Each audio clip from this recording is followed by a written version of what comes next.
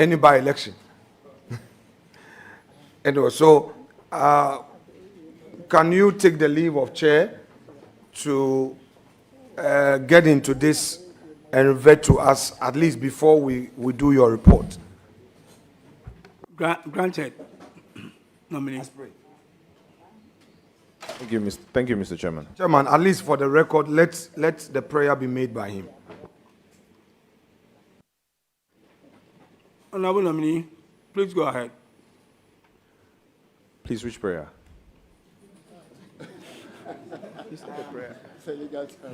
Oh. Please, I'd like to request that I provide the necessary documents. Absolutely. Thank you. Absolutely. No, for the records, the necessary document in respect of your 2024 tax obligation to the state. So make that prayer. Mr. Chairman, I pledge to provide all the necessary documents with reference to the 2024 tax obligations. Now, I also note that on your tax clearance, your declaration for 23 is only in respect of KSD Ventures. So the application you made was in reference to KSD Ventures. So do I take it that it's a composite application for all the entities you own? I believe so, Mr. Chairman. Very well. Now, this sector, agric, food and agriculture, how do you hope to inspire the youth to get into agriculture?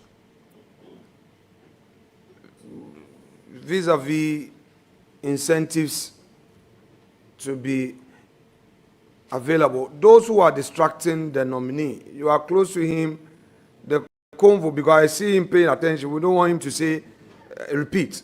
Please silence on that wing so that the nominee can focus.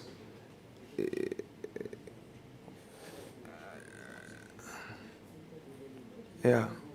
Yes. Thank you, Mr. Chairman. Ever since social media became rampant, every time I do a post about agric and making agric look exciting of people wanting to get into the agric space. But what I tell them is that not everybody can be a farmer. And so you have the whole value chain. You have those who farm, you have those who provide transport, you have those who provide agric inputs, you have those who add value to it.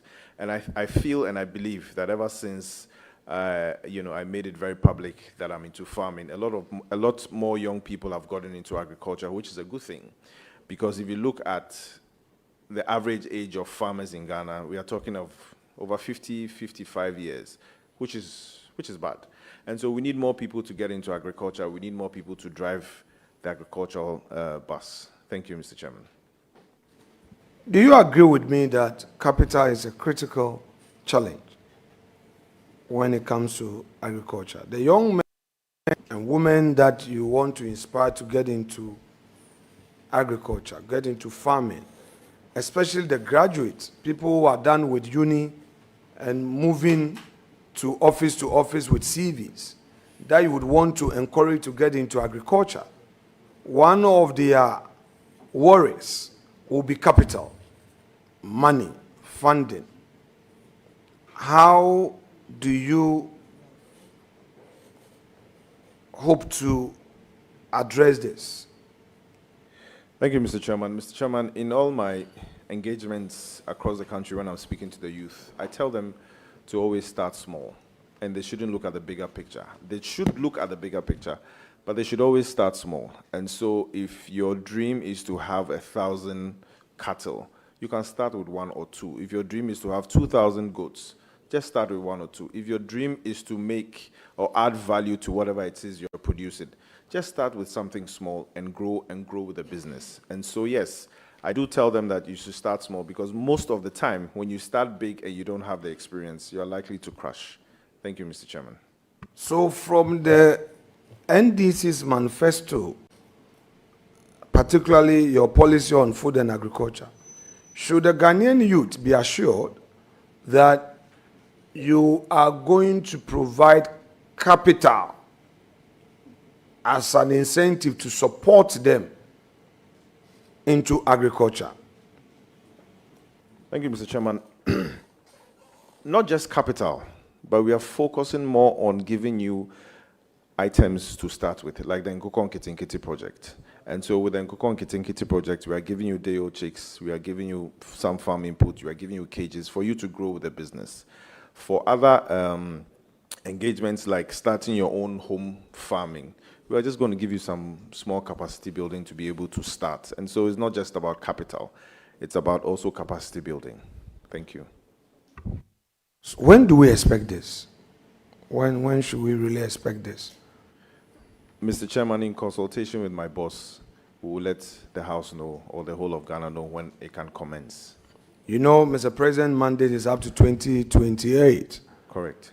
The 4 years started counting from the 7th of January. So there is no time. Those who will be advising that chase your political opponent. You have to tell them that it's about jobs for the people, not persecution of opponent. Because persecution of opponent seem to have started, but the jobs for the people, not yet. So when the country would want to know, they've heard you on talking about what your opponents have done wrong, they've heard you, but what about your own mandate? When are you going to start? At least give an indication. Your boss is here. Leave can be granted for you to consult him. Mr. Chairman, in consultation with my boss, we'll let the House know when we can start. Very well. We'll take you for your word. Now, this women banking, have you heard about it? Yes, please, Mr. Chairman. What is it about? What is it about? Thank you, Mr. I've Chairman. seen one of my mates right behind you. He's giving a signal that we should end soon. But I'm telling him that you're doing well thus far.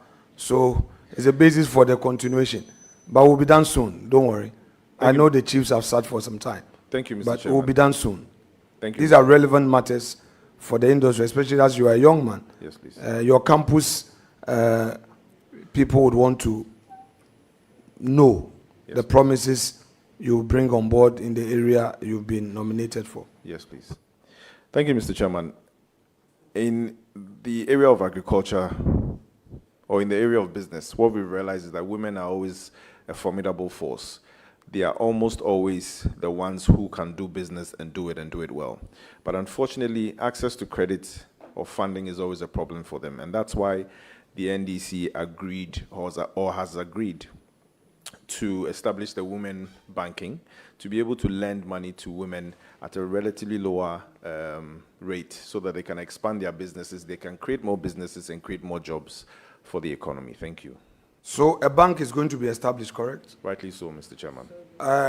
With the state as the sole shareholder. I'm not aware of the modalities, but what I do know is that a facility or a bank will be established to lend money to women. With branches across the nation? Rightly so, Mr. Chairman. Okay. So we have the NEIP, we have MASLOC, we have the Ghana Enterprise Agency.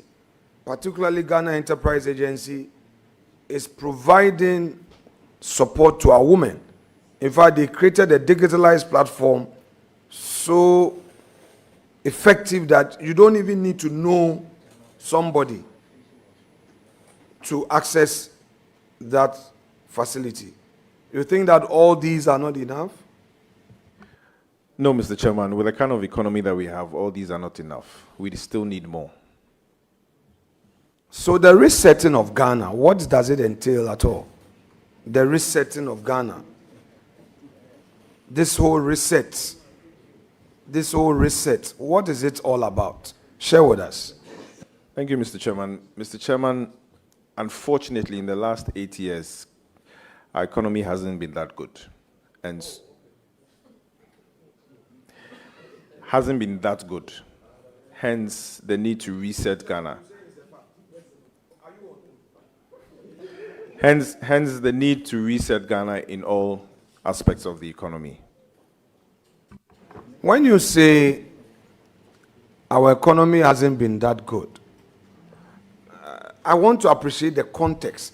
Are you relating it to the COVID that struck the world, the external shocks vis-a-vis the Russian-Ukraine war, and other external factors, or what? What exactly do you mean by the last 8 years the economy hasn't been that good?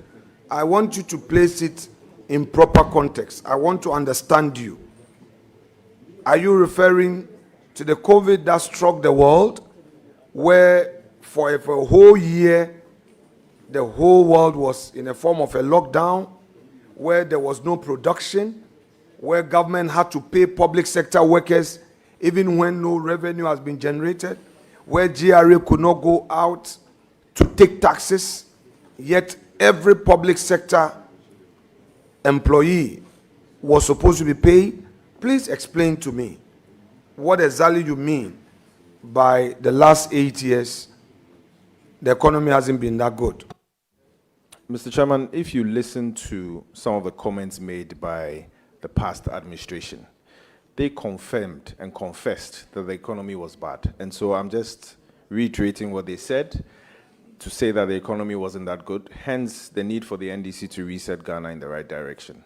So in the general sense of external shocks is what you mean? No, Mr. Chairman. Then in what sense? I mean, I just need you to... The external shocks affected everybody. Right. But Ghana wasn't able to drive out of it the way we expected them to. No, explain. I just want to understand. What I mean is that you mentioned COVID. You Right. mentioned Russia, Ukraine. But Russia, Ukraine, and COVID affected almost every country in the world. Some were able to navigate out of it, some couldn't. Some of the countries that did a successful navigation, Relatively, No, Ghana did poor. which are... No, it's okay. I'm happy with the conversation. I mean, this is a public discussion and for the records. Share with us those countries that, in your view, and you can limit yourself to the sub-region, those countries in the sub-region that, in your view, they navigated better out of the COVID and met expectation. And unfortunately, Ghana could not. Please. Mr. Chairman, I'm only repeating what some of your party members said during their campaign time. That This is the honorable nominee. yes, sir. Let's not go into campaign. Now you are a public officer. Yes. Okay? Where you rely on data and facts. If you don't want to base your argument on some facts, statistics, and data, then let's retreat and then make progress.